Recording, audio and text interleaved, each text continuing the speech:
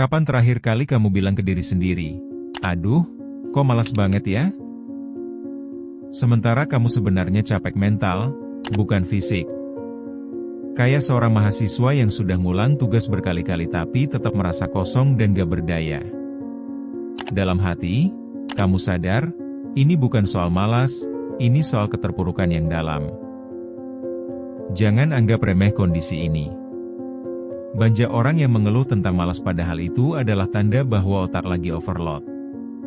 Kalau kamu merasa lebih lelah dari biasanya setelah menyelesaikan hal yang seharusnya mudah, kamu perlu mulai memperhatikan tanda-tanda ini.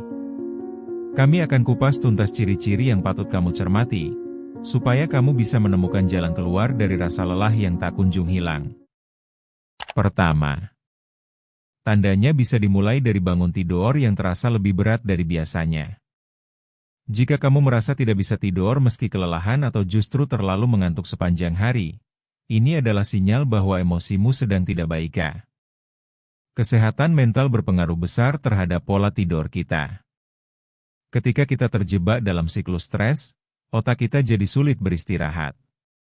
Mungkin kamu pernah mengalami malam-malam tanpa tidur, berpikir tentang berbagai hal yang perlu dilakukan tapi tidak kunjung terlaksana. Hal ini bisa menjadi lingkaran setan yang membuatmu merasa semakin lelah. Di sisi lain, penting untuk menyadari bahwa kualitas tidur yang baik sangat krusial bagi kesehatan mental dan fisik. Cobalah untuk menciptakan rutinitas malam yang menenangkan sebelum tidur, seperti membaca buku atau meditasi. Ya, suatu saat kamu akan menemukan bahwa tidur yang cukup menambah kualitas hidupmu.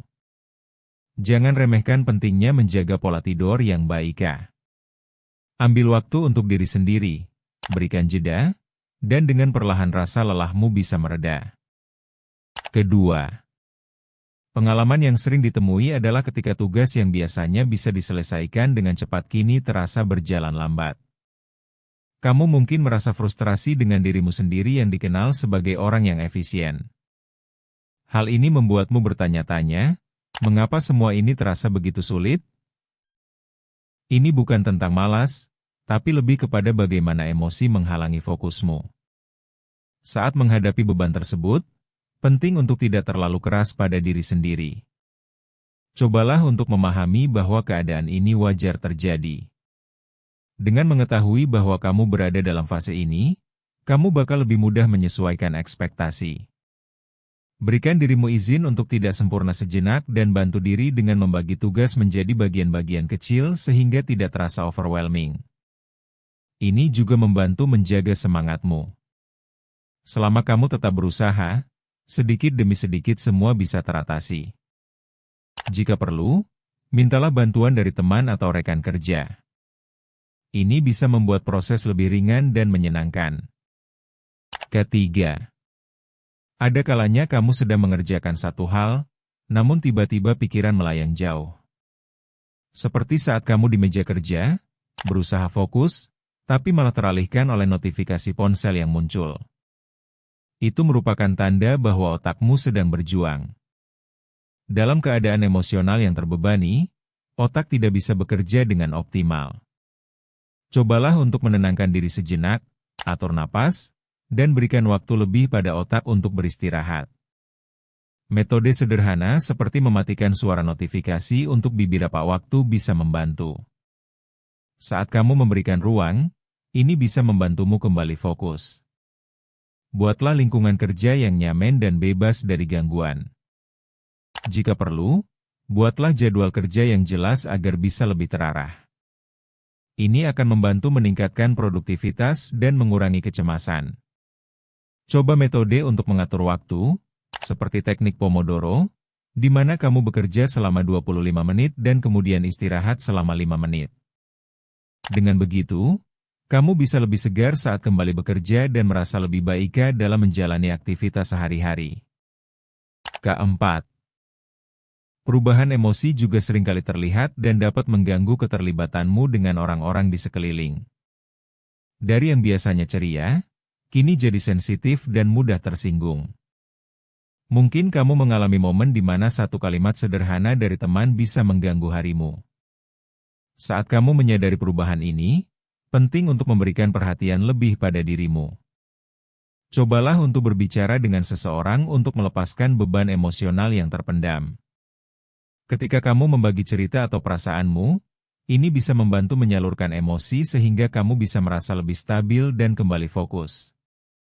Jangan ragu untuk mencari dukungan dari teman, keluarga, atau bahkan profesional.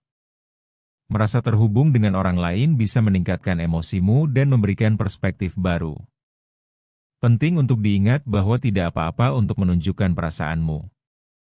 Membaca buku, menulis jurnal, atau melakukan aktivitas kreatif lainnya juga bisa menjadi cara yang baik untuk mengeluarkan emosi tanpa harus berbagi langsung dengan orang lain. Kelima, hal-hal yang sebelumnya menyenangkan kini jadi tidak menarik lagi. Jika kamu tidak lagi bersemangat untuk melakukan aktivitas yang kamu cintai, itu bisa jadi sinyal untuk merawat diri lebih dalam. Seringkali, kita terjebak pada rutinitas sehari-hari yang membuat kreativitas dan semangat kita memudar.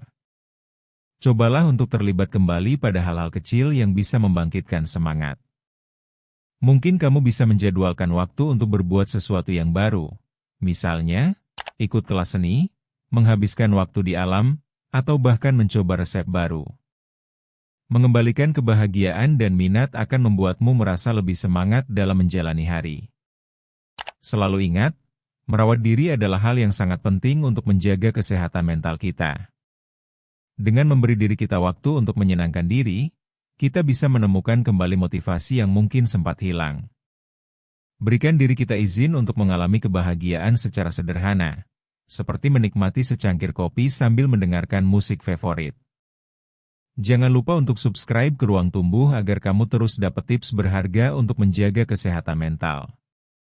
Bertumbuh itu proses, bukan lomba.